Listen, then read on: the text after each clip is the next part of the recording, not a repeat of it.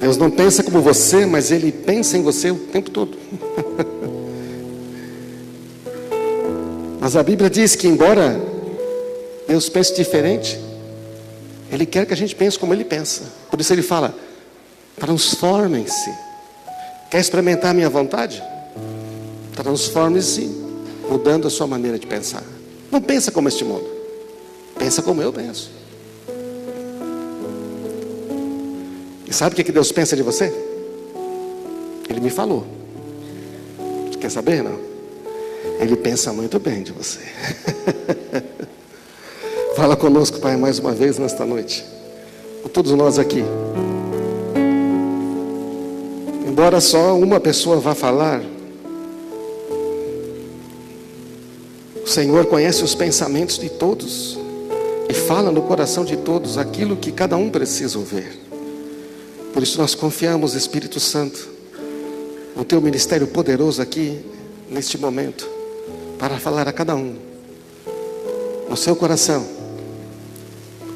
com toda a graça e amor que ele precisa ouvir nesta noite. Amém. Quero falar hoje sobre o poder da reconciliação. Existe um poder na reconciliação que foi feita na cruz, em Jesus. Deus estava em Cristo reconciliando consigo o mundo. E há um poder nessa reconciliação, ou seja, nós não estamos mais separados de Deus. Agora, a respeito disso, eu quero começar com um versículo que fala sobre a nossa maneira de ver as coisas. A maneira como nós vemos as coisas neste mundo, nesta vida. E o texto é de Mateus 6, versículo 22, que diz assim: seus olhos, seus o quê? Olhos, são como uma lâmpada que ilumina todo o corpo. Quando os olhos são bons, todo o corpo se enche de luz. Mas quando os olhos são maus, o corpo se enche de escuridão. E se a luz que há em vocês é, na verdade, escuridão, como é profunda essa escuridão. Ora, se aquilo que deveria ser luz dentro da gente é escuridão, imagina a escuridão, uma escuridão mais escura possível. O que o Senhor está dizendo é: nós fomos criados para ser luz. Nós somos os filhos da luz, diz a Bíblia. Aqueles que creem em Cristo Jesus são filhos da luz. Mas Ele está dizendo: os seus olhos, dependendo de como você vê as coisas, vai trazer para dentro de você luz, ou vai trazer dentro de você trevas. Que olhos que Ele está falando? Será que é esse olho que está enxergando você? Não. Que olhos são esses? Esses físicos? Na verdade, você percebe que a questão de ter trevas dentro de nós está relacionado à maneira como nós estamos vendo. E estes olhos, claro que ele está falando de uma percepção espiritual. E a percepção espiritual passa pelo que você consegue compreender, entender, sentir. Então você vê uma situação e você pode ver aquilo de duas maneiras. Você pode ver como trevas ou como luz. Se os seus olhos são maus, se tudo que você vê, você leva para o negativo, aquilo dentro de você se torna em trevas. Estão entendendo, gente? Então o Senhor está dizendo que a maneira como nós vemos, que nós interpretamos as coisas, faz uma diferença muito grande. Veja, nós vemos as coisas de uma maneira. Uma pessoa se esquece de mencionar o seu nome para agradecer você. Aí você pode pensar: ah, tudo bem, ele esqueceu. Você pode pensar: sabia, não dá valor às coisas que eu faço. Não é verdade, não? Você viu de um lado como sendo luz, de outro lado você viu como sendo trevas. Estão entendendo, gente? O seu chefe não elogia você pelo seu trabalho. Aí você fala: nunca sou valorizado nessa empresa, tem que procurar o trabalho mesmo. Para que eu me esforço tanto? Nunca vai ter nada aqui. Tudo bem? Estão dando para entender? Aí você pode pensar assim: eu trabalho para o Senhor, ninguém está vendo, mas Deus está vendo, e eu recebo a minha recompensa do Senhor, diz a palavra. Aí está pensando biblicamente, o que vai acontecer? Você vai continuar sendo próspero, não vai falar mal nem de você, nem do seu patrão, da sua empresa. Suas palavras têm poder, se você falar mal da sua empresa, ela vai mal. Experimenta abençoar a sua empresa, experimenta abençoar o seu trabalho, você vai ver o que vai acontecer. Você é um filho de Deus, amém? Então, a maneira como nós vemos as coisas, depois nós temos a maneira como nós pensamos e cremos. Você vê uma situação, você pode pensá-la de um jeito ou de outro. Depende daquilo que você crê. Se você crê que Deus só gosta de você quando você faz coisa certa, aquela mentalidade religiosa, você acha que você tem que fazer muita coisa certa para ter crédito com Deus, não é isso não? Meu crédito está bom com o Todo-Poderoso, agora eu vou gastar umas moedas. Vou pedir umas coisas grandes para Ele. A Bíblia diz: se vocês que são maus sabem dar boas coisas para os seus filhos, se o seu filho pedir um pão, você não vai dar pedra, se pedir peixe, não vai dar cobra, quanto mais o Pai Celestial dará boas coisas àqueles que pedirem. Não impôs condições, Ele é o Pai, amém? O Pai ama cuidar dos filhos. Mas então, a maneira como vemos, a maneira como pensamos, pode resultar na maneira como agimos. Um exemplo dessa mulher aí, uma foto.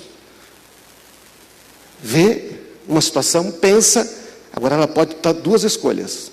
Não, se encolhe, trevas. Isso é ruim, negativo. Se encolhe. Tá a foto dela num canto das...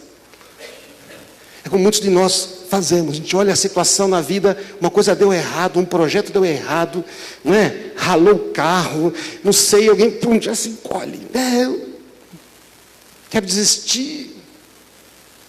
Ou então pode pensar: não, eu sei que em Cristo Jesus eu sou mais do que vencedor, amém? Quando Paulo fala de ser mais que vencedor, ele está falando da analogia de uma corrida no estádio, lá dos gregos. Eu não sei se você já percebeu, mas se um corredor quiser ganhar uma corrida, ele tem que correr, não tem? Se ele ficar lá no canto, no banco, ele tem chance de ganhar? Não, temos a Copa agora. Se um time tiver que ter uma chance de ganhar, tem que entrar em campo e jogar. E o Senhor falou: se você entrar em campo e jogar, eu garanto para você que eu vou estar lá com você e você vai ganhar esse jogo, amém? Esse é o sentido da palavra de Deus, irmãos. Então a questão não é que tem gente que não joga, fica no banco, fica encostado, não quer entrar no jogo da vida. Você falou: pode ir, eu estou com você. Corre essa corrida, eu estou com você. Percebe a maneira como nós vemos, e dependendo do que a gente crê, a gente toma uma atitude diferente. E nós queremos falar de que maneira os nossos olhos espirituais podem estar sendo afetados. Porque não sei se você percebe, Paulo está falando dos nossos olhos espirituais. Por que estamos vendo dessa maneira? Por que parece que é tudo tão negativo? Então, no texto de Colossenses, capítulo 1, versículo 13 a 23, a palavra de Deus fala claramente como é que a gente pode limpar os nossos olhos, botar um colírio aqui, começa a falar: nossa, eu vou começar a ver as coisas de outra perspectiva. A primeira coisa que diz o texto é que nós fomos libertados do domínio das trevas, amém? Não tem que ter mais trevas, porque você foi libertado. Ah lá, Ele nos resgatou do poder das trevas e nos trouxe para o reino do seu Filho amado, que comprou nossa liberdade e perdoou os nossos pecados. Então o texto diz que Ele comprou, Ele resgatou. Não é que Ele foi lá e pediu. Sabe o que é um resgate? Redenção. No original a palavra é redenção. Redenção é libertação por meio de pagamento de um resgate. Qual foi o preço pago? A vida de Cristo. Ele nos resgatou do pecado, da morte, pagando o preço com a vida dele. Então você foi resgatado. Nós fomos resgatados, nós fomos redimidos. Saímos do império das trevas para o reino do Filho do seu amor, do seu Filho amado. E a palavra perdão aí, remissão, significa apagar os pecados da memória como se eles nunca tivessem sido cometidos. Deus está dizendo, Ele perdoa você de tal maneira, presta atenção, quando a Bíblia fala de perdoar, Deus perdoar, é como Deus olha para você como se você nunca tivesse cometido aqueles pecados. Foi levados na cruz. Hebreus 8:12, porque dos seus pecados e das suas maldades, disse Deus, jamais me lembrarei. Ele fala isso por causa do sacrifício de Cristo. Então, essa redenção é completa. Nós não estamos mais no reino das trevas. Amém, irmão? Você crê nisso, não? Você crê que está no reino da luz? Então você tem que crer que você foi resgatado por um preço e que dos seus pecados, das coisas que você fez, foram apagados. Por que você fica lembrando, se Deus não lembra mais? Logo em seguida o texto diz que nós fomos criados por Ele e para Ele. Olha que coisa tremenda. Colossenses 1,15 diz, o Filho é a imagem de Deus, do Deus invisível, e é supremo sobre toda a criação. Deus ninguém nunca viu, mas Jesus manifestou fisicamente quem Ele é. Pois por meio dele, de Jesus, todas as coisas foram criadas. Todas as coisas inclui você, não? Ah, graças a Deus. Inclui você, tanto nos céus como na terra. Todas as coisas que podemos ver e as que não podemos, as visíveis e as invisíveis. Sejam tronos, sejam os reinos, os governantes, as autoridades do mundo invisível. Tudo foi criado por meio dele e para ele. Ora, veja, existe um ser tão poderoso que criou tudo que existe. Ele criou o diabo, inclusive, não? Criou ou não criou? Lógico que existe, é porque Deus criou. Ele não era diabo antes, ele era Lúcifer. Ele era o sinete da perfeição, o anjo mais perfeito. Ele quis ser como Deus, quis tomar o lugar de Deus. Não ficou satisfeito, se rebelou. Houve um abalo nos céus. Então, mas Deus criou todas as coisas. Agora, pode uma coisa criada ser mais poderosa que aquilo que o criou? E diz que Jesus sustenta todas as coisas com o seu poder. Tudo está aí porque Ele permite. Então, você foi criado para Ele. Você foi pensado por Ele. O Salmo 139 diz que eu estava ainda massa informe no ventre da minha mãe, o Senhor já me conhecia. Deus desejou você. E algumas pessoas podem dizer assim, mas eu sou filho de eu sou fruto de um pecado. Eu sou fruto de adultério. Eu fui uma criança que não deveria ter nascido. Eu fui rejeitado pelos meus pais. Alguém poderia dizer, não, eu sou o resultado de um estupro, de um pecado. Ora, o pecado é uma questão dos homens. São os homens que fazem isto. Não é Deus que deseja fazer isto. A terra foi deixada para nós governarmos. E o homem, na sua maldade, faz isso tudo. Para Deus atuar na terra, Ele quer atuar, Ele espera que nós, os seus filhos, busquemos e intercedamos diante dEle. Amém? Toda vez que a gente fala com Ele, Ele interfere nessa terra. Foi dada autoridade nessa terra a nós por Deus. Então, mesmo que você tenha, alguém possa dizer, e aqueles que foram fruto de um pecado? Ora, tudo bem que foi um fruto de um pecado. Mas na hora que houve a concepção, Deus te amou. Na hora que você foi gerado, Ele diz, esta pessoa eu me importo, porque eu amo, toda alma é minha, eu me importo com cada alma. É Ele que criou a vida, amém? Deu o poder a nós de criarmos vida, mas às vezes a gente não faz do jeito certo. O problema não está com Deus. Então você foi sempre desejado. Deus, você foi criado para Ele. Tudo foi feito para Ele. Quando você começa a pensar que tudo foi feito para Ele, que Ele governa sobre tudo e pode mudar qualquer coisa. Quando você começa a pensar que você foi desejado por Deus, você para de falar besteira sobre você mesmo. Você para de falar mal dos outros. Quando você está falando mal de alguém, você está falando mal de alguém que Deus ama. Como nós falamos aqui, se tiver uma pintura aqui, li isso uma vez no livro, uma ilustração.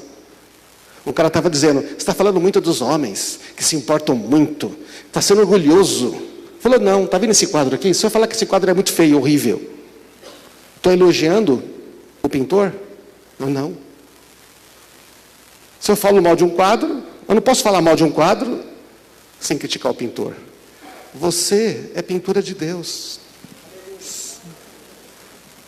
E Deus não faz coisa ruim não, sabia? Deus faz coisas boas e belas.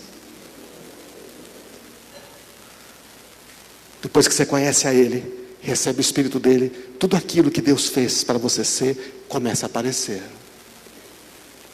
Então você foi criado para Ele. Quando você começa, a gente pensa assim, os nossos olhos saem as trevas.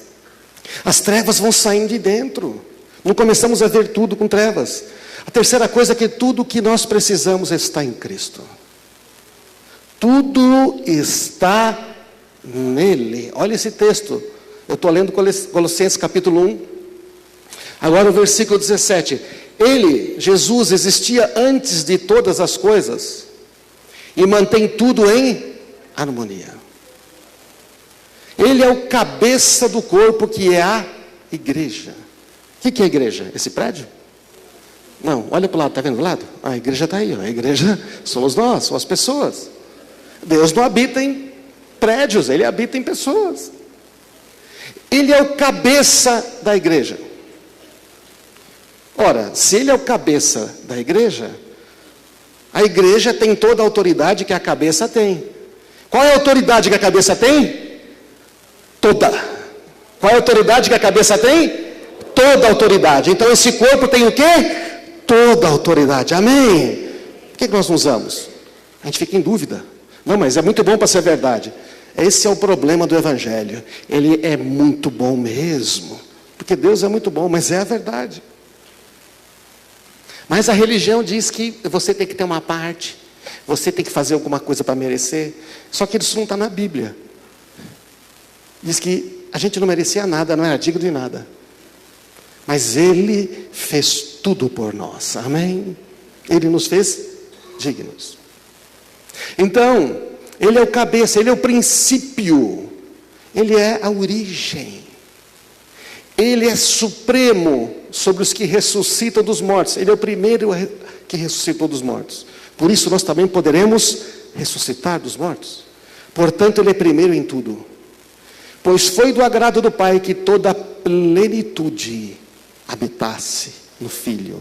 Essa palavra plenitude, pleroma no grego, significa um navio que está totalmente equipado com tudo o que precisa para cumprir com a sua missão.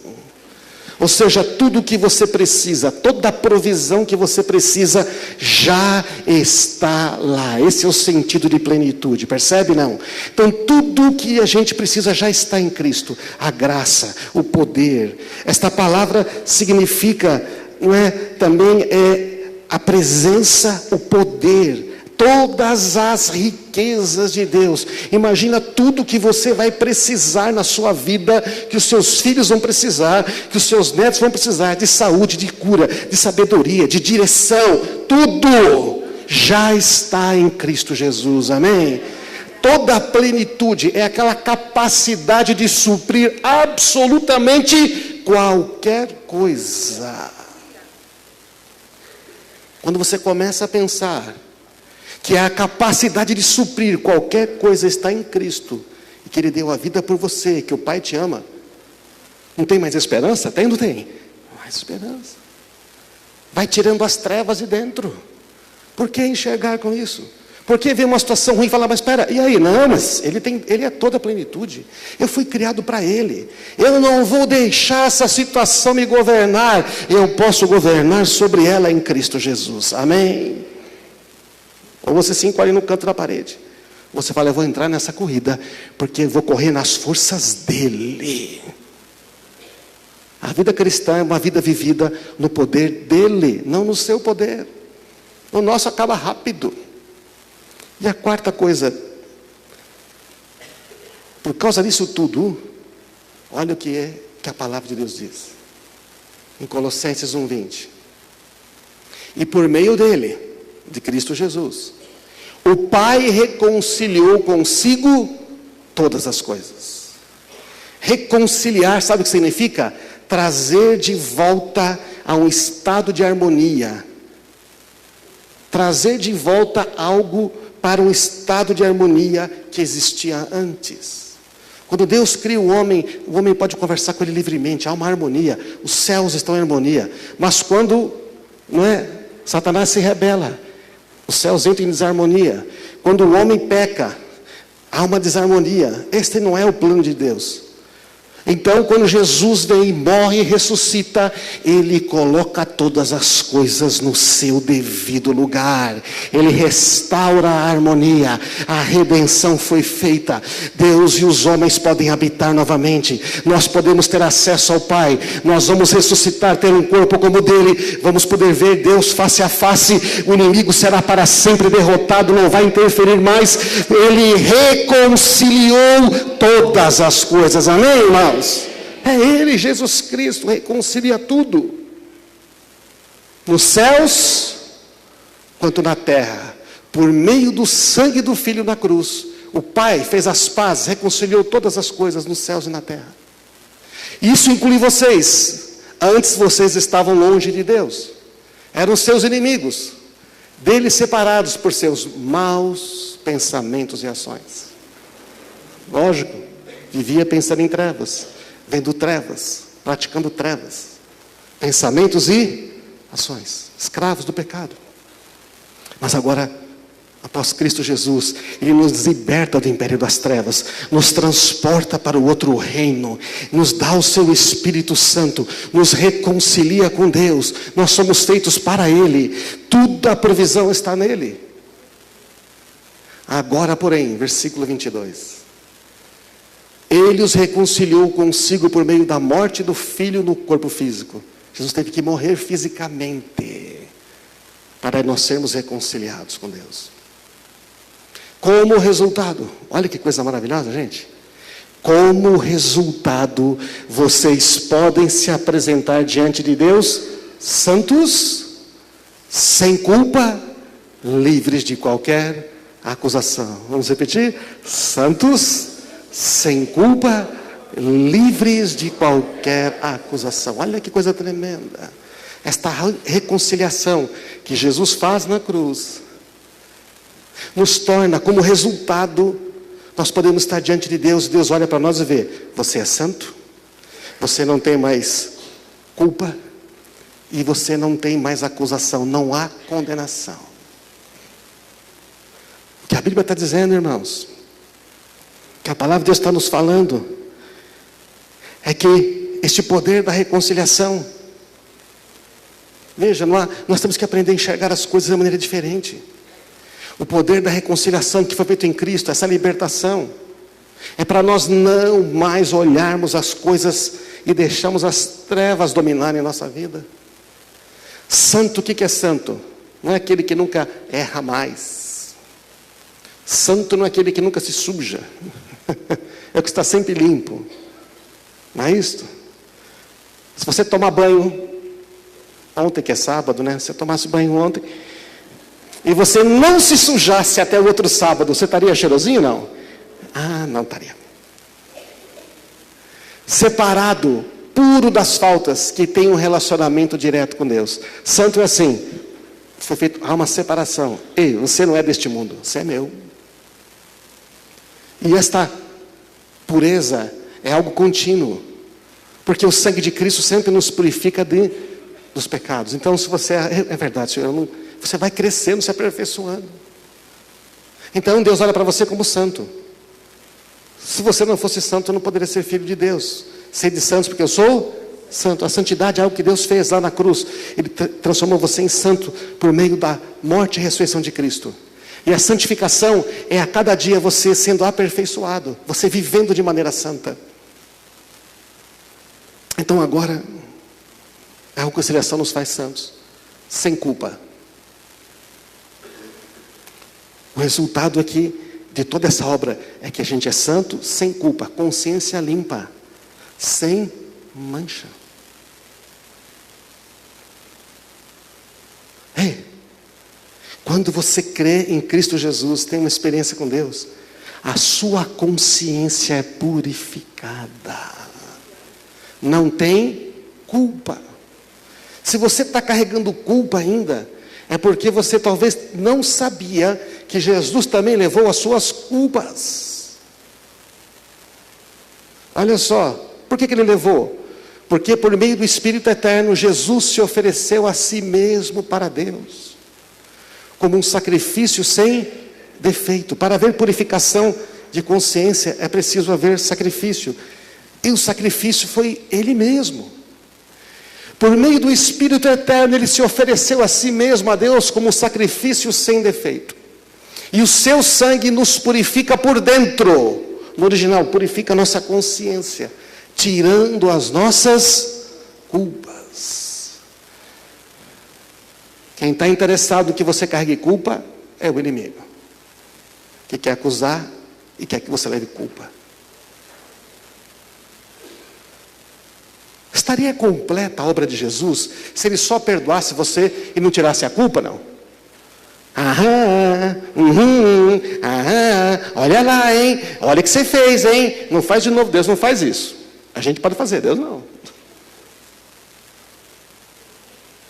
Ele purificou a consciência das obras mortas. Aquilo não pesa mais na consciência. Se tem algo pesando na sua consciência hoje, você está se sentindo culpado. Bom, é óbvio que se você não se arrepender, você se sente culpado, né?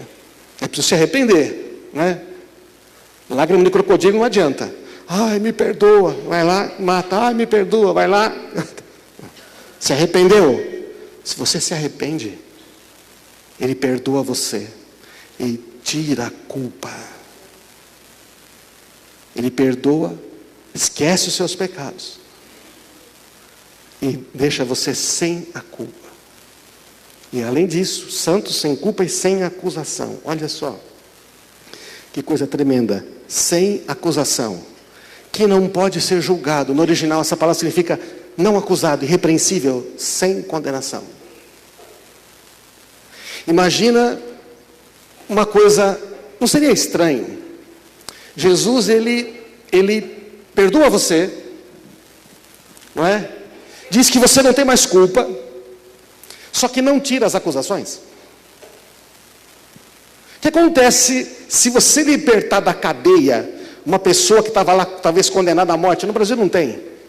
De manhã eu falei, né? Imagina que você está lá no estado americano, cometeu um crime e os caras vão condenar você à morte. Cadeira elétrica, injeção letal.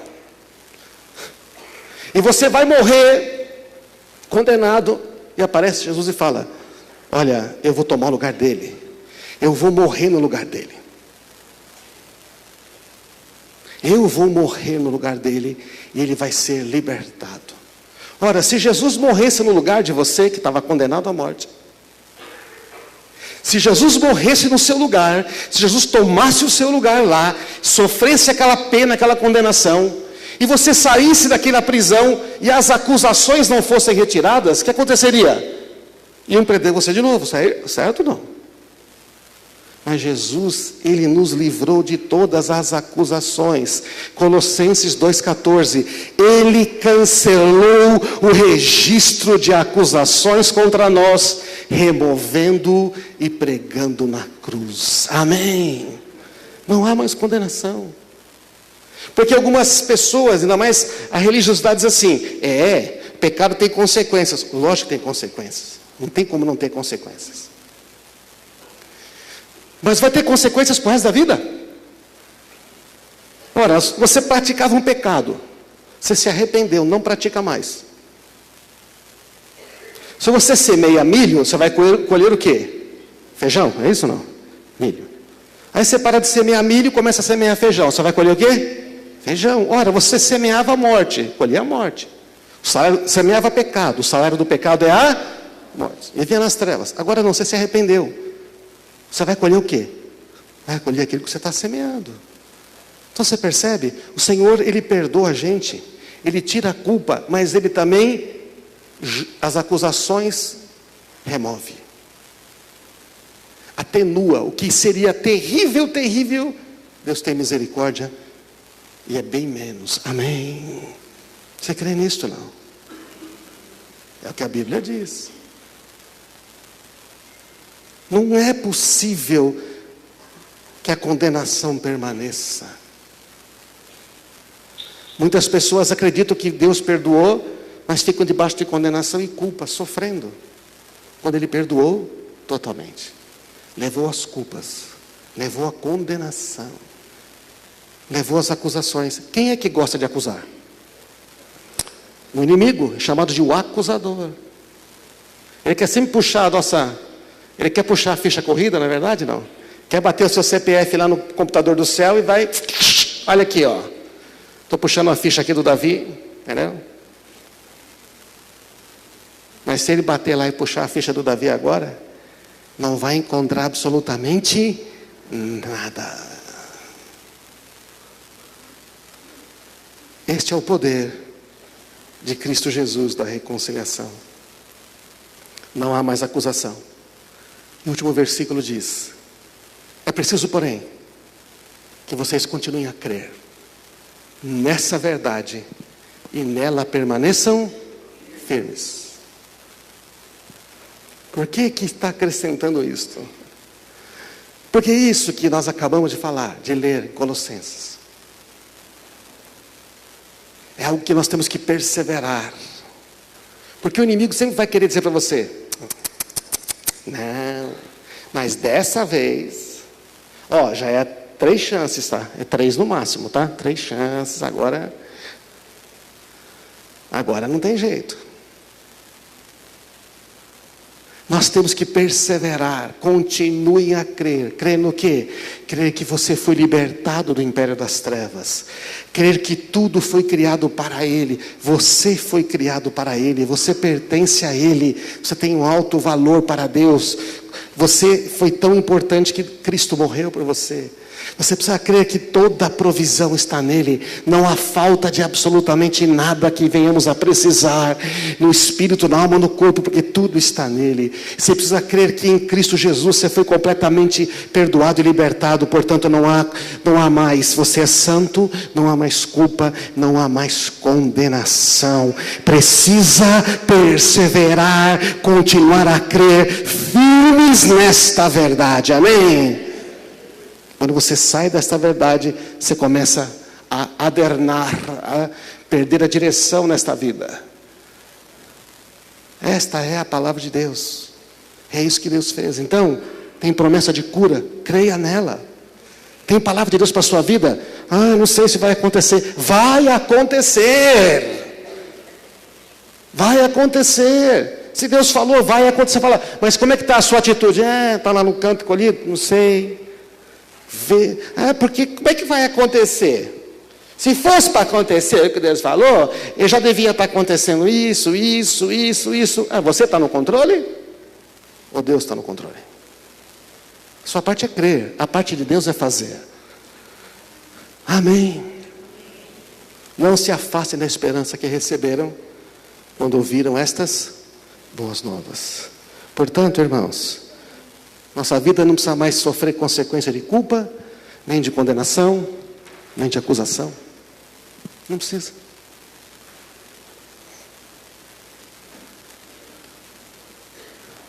Romanos 8:1 diz: agora, portanto, já não há nenhuma condenação para os que estão em Cristo Jesus. Amém? Não é bom essa notícia? Não? Pois em Cristo Jesus, a lei do Espírito que dá vida libertou você da lei do pecado que leva à morte. Ei, culpa, condenação, estas coisas trazem morte, trazem doenças físicas, trazem doenças emocionais, tiram o sono, trazem perturbação. O inimigo quer acusar você o tempo todo. Eu já estou falando de alguém que se arrependeu, né?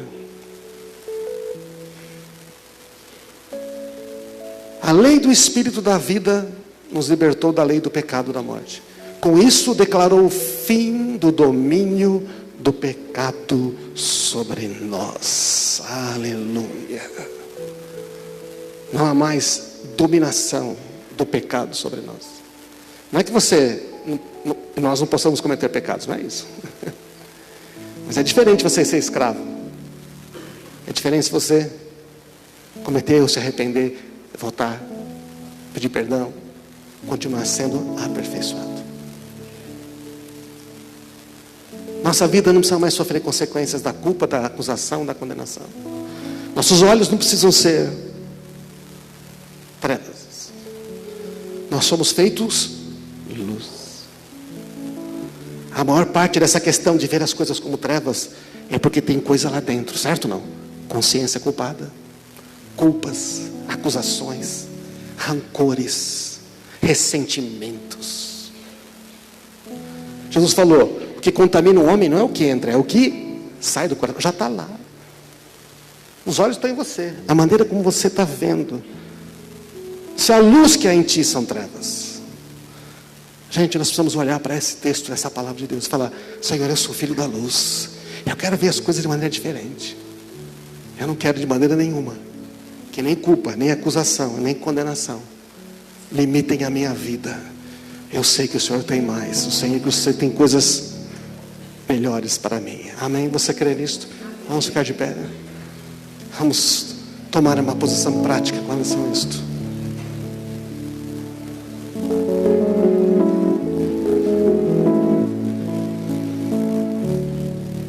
Como você tem visto as situações na sua vida?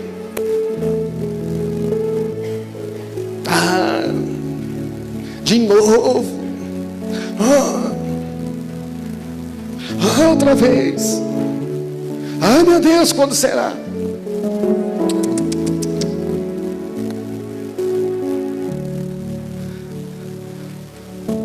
Ou você tem visto assim? Ainda, que nem falava Abacuque, ainda que a figueira não floresça, não haja fruto lá na videira, ainda que não tenha azeitonas lá na oliveira, ainda que pareça que está tudo seco, acabado, eu confiarei em Ti, Senhor, amém? Porque eu sei que vai ter, vai mudar, é assim que é. Seja na vida, nas enfermidades, nas pressões. A gente não ganha nada regredindo. Feche seus olhos um instantinho, seus olhos físicos, e pense nos seus olhos espirituais. Como você tem visto as coisas? Se você tem visto as coisas sempre dessa maneira errada, pensa agora nesses textos que você ouviu de Colossenses. Ele me libertou do império das trevas, eu não pertenço mais àquele reino. Eu sou filho da luz, eu posso ver as coisas boas. Peça a Deus para falar: Senhor, eu quero começar a ver diferente da minha vida. Eu não quero ver as circunstâncias sempre como uma coisa ruim. Eu quero ver o Teu mover ali, no invisível. Os olhos espirituais veem o invisível. A fé vê o invisível. As coisas que se veem, elas são enganosas, são passageiras. Nós temos que olhar naquilo que os nossos olhos espirituais creem. Como é que está o seu coração? Fala: Pai, eu tenho duvidado muito de coisas, eu tenho esquecido das Tuas promessas, mas eu quero começar a crer novamente a partir de hoje. Eu não vou deixar de crer. Eu não vou deixar de crer porque uma situação se repetiu. Eu não vou deixar de crer porque um problema se repetiu. Tem muitas pessoas retrocedendo porque o problema está tentando repetir, e a pessoa fala: não aguento mais, acho que não vai ser. Para com isto. O Senhor está dizendo: levanta a sua cabeça, você foi criado para mim, eu criei você, toda a provisão está em mim. Por que você está olhando dessa maneira? Você tem que olhar para mim, não para a situação. Começa a dizer: Senhor, eu quero olhar para Ti a partir de agora. Não quero ficar olhando para a situação. A situação é passageira, Tu és eterno. E eu começo a dizer: eu não tenho mais condenação, o diabo não pode mais me acusar. Eu já fui libertado, já fui perdoado. Eu sou santo, quer dizer que Deus me ouve. Eu fui separado, quer dizer que tenho um relacionamento com Deus. Começa a declarar isso agora, meu irmão. Começa a declarar na sua vida algo diferente. Fala: eu vou começar a enxergar diferente. Em nome de Jesus. Em nome de Jesus. Como melodia, Ele me encontrou, me cercou com uma canção.